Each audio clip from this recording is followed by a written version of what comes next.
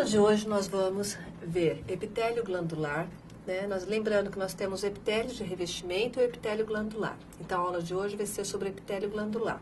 O epitélio glandular, ele vai ter características gerais muito semelhantes ao epitélio de revestimento. E vamos lembrar quais são elas. Células justapostas, pouca matriz extracelular. As células têm uma superfície livre, a outra superfície está presa ao tecido conjuntivo, estão apoiadas por uma lâmina basal, avascular. A única coisa que realmente é diferente entre epitélio de revestimento e epitélio glandular é que existem glândulas que não formam camadas, e sim estruturas em forma de cachos de uva ou amora, né? Então, isso é o que mais difere. Mas sempre lembrando que mesmo epitélio glandular, as características gerais são muito similares ao epitélio de revestimento. A única diferença é que as suas células elas não vão estar formando apenas camadas. Tem até porções da glândula que formam camadas, mas a porção secretora, que eu vou falar mais para frente, não necessariamente vai estar formando camadas. Essa é a única diferença. Mas a origem é a mesma dos 3 folhetos embrionários. As características gerais, com exceção de formar camadas, todas as outras são as mesmas. E eu gosto muito dessa imagem que eu coloco, que é uma árvore do cerrado aqui da região de Mato Grosso do Sul. Foi lá próximo de Terenos, essa foto que eu tirei. E ela representa bem a nossa glândula. Porque a aula de glândula, gente, é uma aula muito complexa. Por que ela é complexa? Porque é a segunda aula da vida de vocês, de histologia. E essa segunda aula no começo do semestre, vocês ainda não tiveram biologia celular, vocês não tiveram embriologia, então, não tiveram anatomia. Então, é por isso que ela é complexa, nesse sentido. Vocês estão no primeiro ano de faculdade, então, isso, a dificuldade vem daí. Então, essa árvore do cerrado que eu escolhi, que eu acho ela muito bonita, ela ajuda muito a vocês terem compreensão do todo. Imagine que essa árvore é a nossa glândula. Então, que é uma glândula exócrina. Nós temos 2 tipos de glândula, glândulas endócrinas e exócrinas. Vamos imaginar que é uma glândula exócrina, essa que me interessa falar agora para vocês. A glândula exócrina, ela vai ter uma porção secretora. O que é a porção secretora? É a porção que produz a secreção e que secreta, que vai eliminar essa secreção. E essa secreção, ela vai passar por um sistema de ductos, que vai desembocar onde? Numa superfície externa ao corpo, ou dentro de uma cavidade, mas que é externa ao corpo, ou uma superfície externa, como no caso as glândulas sudoríparas, as glândulas sebáceas. Elas secretam para fora do corpo. A ação do produto delas não funciona dentro do corpo, funciona fora do corpo. Então, isso é uma glândula exócrina. Tá? Então, essa árvore está mimetizando, está representando essa glândula exócrina. Então, tentem entender, porque é assim mais ou menos que funciona. As folhinhas dessa árvore seriam as porções secretoras das glândulas, seriam a região que produz e secreta a secreção. E os galinhos das árvores que vão se fusionando em tronquinhos, que vão se fusionando em troncos maiores e que confluem para o único tronco, que seria o único ducto principal, seria o sistema de ductos. Tá? Então, da porção secretora vai sair um ductozinho pequeno que vai se fusionar com outro ductozinho pequeno, formando um ducto maior. Esse ducto maior vai se fusionar com outro ducto, que vai formar um ducto maior, que vai sair da glândula como o único ducto principal, que seria esse tronco principal.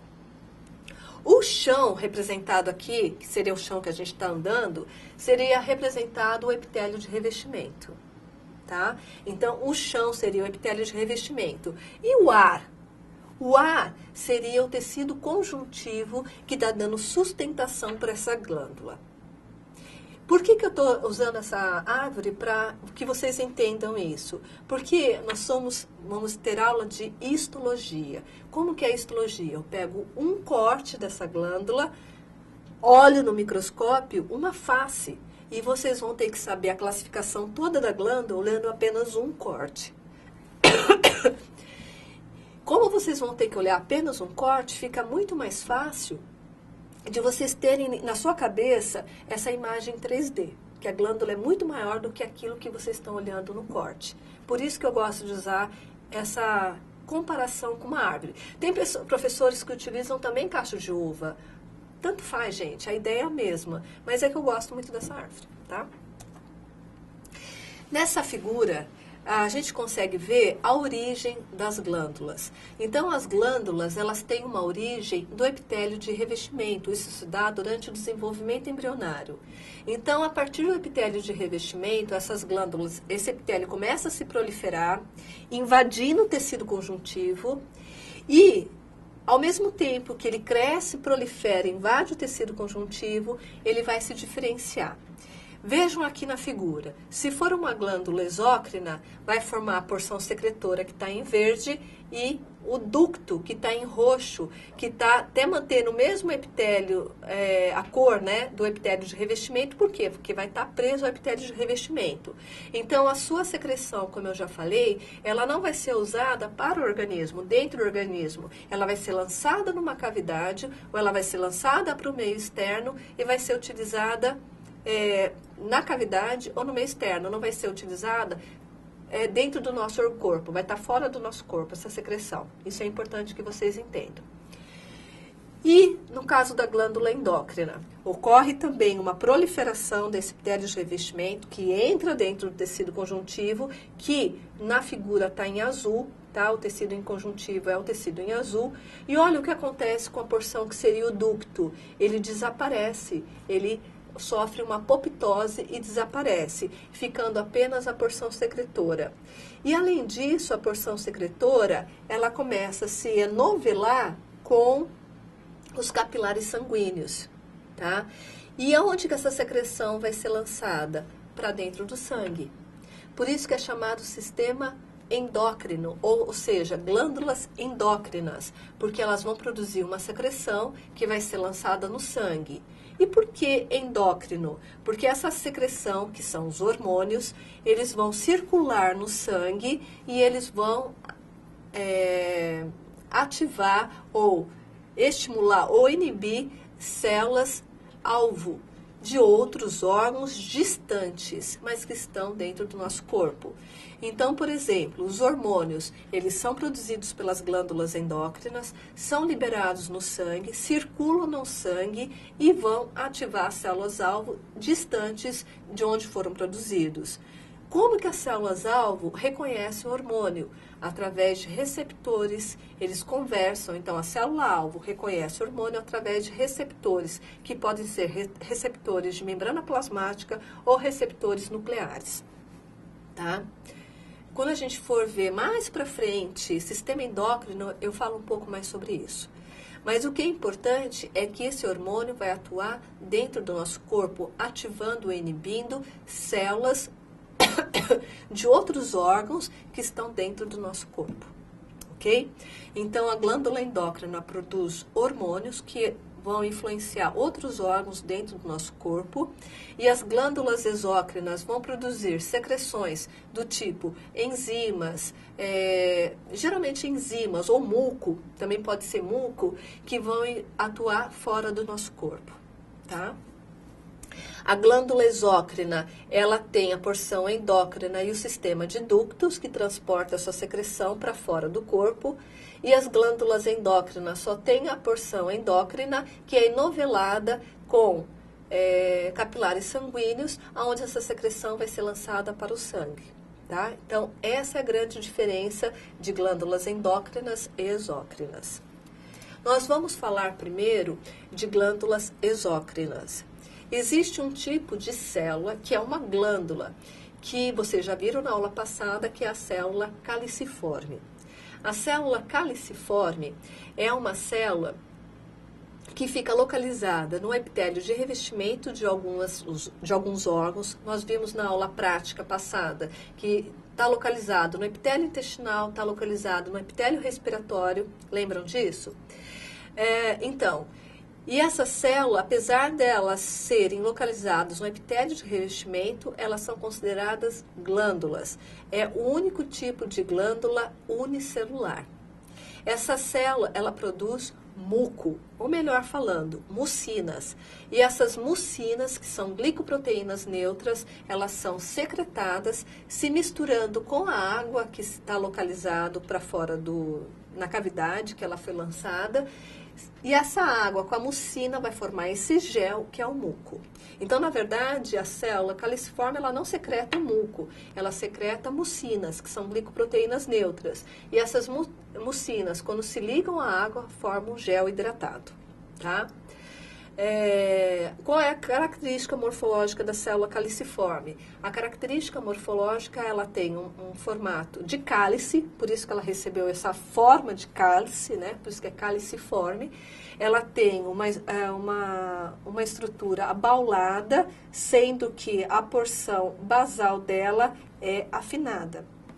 Na figura em HE que vocês estão vendo, vocês observam que não dá para ver esse cálice, só vem a bolinha, né? Por que não dá para ver o cálice? Porque, gente, a célula é gordinha.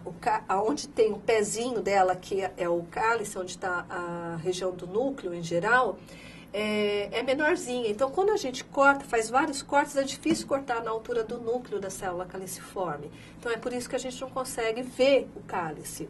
Mas quem fez corte seriado observou que ela tem esse formato de cálice.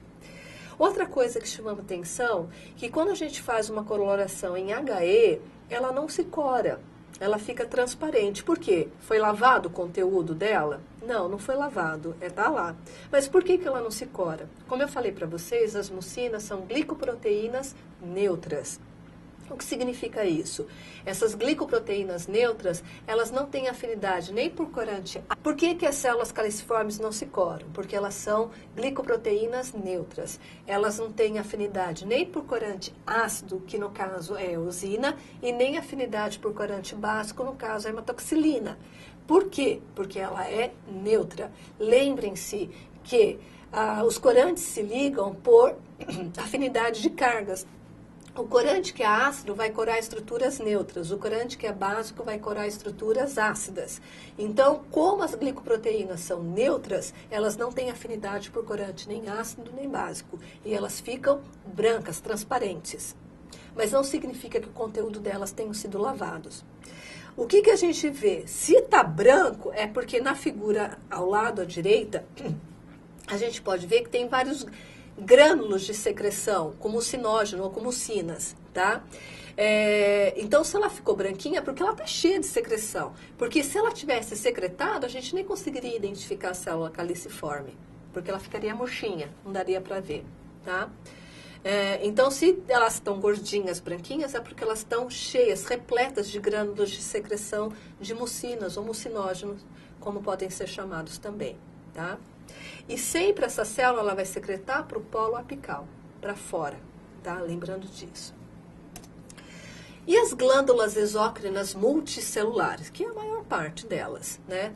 Nós vamos ver que as glândulas exócrinas, elas têm 3 tipos de classificação. Tem a classificação morfológica, que é essa imagem que está mostrando para vocês. Tem a classificação de acordo com o tipo de secreção que ela produz, mas não são todas as glândulas que podem usar esse tipo de classificação, o tipo de secreção. E ainda tem o modo que elas secretam, como elas liberam esse conteúdo. Então, as glândulas exócrinas a gente pode classificar pelo morfologia, pelo tipo de secreção, a qualidade da secreção e pelo como ela secreta, o modo de secreção, tá? Nessa primeira imagem, a gente vai falar da classificação morfológica. Então, as glândulas exócrinas, lembrando, tem sempre uma porção secretora e um sistema de ductos. Eu não uso a classificação completa. Eu não acho que é necessário, nesse momento da aula, para vocês. Porque vocês não estão estudando o sistema endócrino, ou glândulas, ou órgãos. Vocês estão estudando apenas os tecidos básicos. E vocês estão olhando uma lâmina que estão vendo uma parte da glândula. Uma parte pequena. Então, nesse corte, não dá para ver tudo, a morfologia completa da glândula. E eu acho que não é o mais importante. Mas eu vou explicar e vou dizer o que eu vou cobrar de vocês. Então, as glândulas, elas podem ter um formato tubular, elas, tá? Tem um formatinho de tubo de ensaio. Elas podem ser tubulares enoveladas, como a figura mostra. que significa isso? Que elas são tubulares, mas a porção secretora ela vai se enrolando, tá? Ainda pode ter um formato de ácido, significa o quê? Que a porção secretora, as células são mais gordinhas, parece assim, redondinho. Então fica em formato de ácido, que é uma estrutura mais redondinha. E pode ser também, que na figura não mostra, alveolar. O que seria uma glândula exócrina alveolar? Seria a porção secretora muito grande, redonda, mas muito maior que um ácido, tá? Em alguns casos eu vou usar e quando eu for usar eu vou explicar para vocês.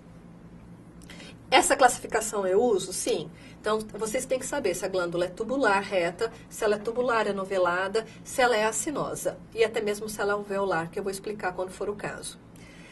Agora, dependendo da quantidade de porção secretora, vai ser se ela vai ser ramificada ou não ramificada. O que significa isso? Eu posso ter apenas uma porção secretora na glândula, ou essa porção secretora pode ter ramificações, ter várias porções secretoras. Gente, isso na lâmina não dá para ver, por isso que eu não cobro. Então, a porção, se a glândula exócrina é tubular, ramificada, ou tubular não ramificada, se é ramificada ou não ramificada, isso eu não cobro, porque na lâmina não dá para ter certeza, tá? Outra coisa também, quantidade de ductos, pode ter um único ducto saindo a porção secretora, ou esse ducto pode se ramificar, formando várias porções secretoras, que seria glândula simples com um único ducto, ou composta quando tem vários ductos. Isso na lâmina dá para observar? Também não, por isso que eu não cobro. Eu cobro sim, se ela é tubular, tubular anovelada, acinosa e alveolar. Isso eu cobro, porque na lâmina dá para ver? Dá para ver. Agora, se ela é ramificada e não ramificada, eu não cobro. E se ela é simples ou composta, eu também não cobro, tá?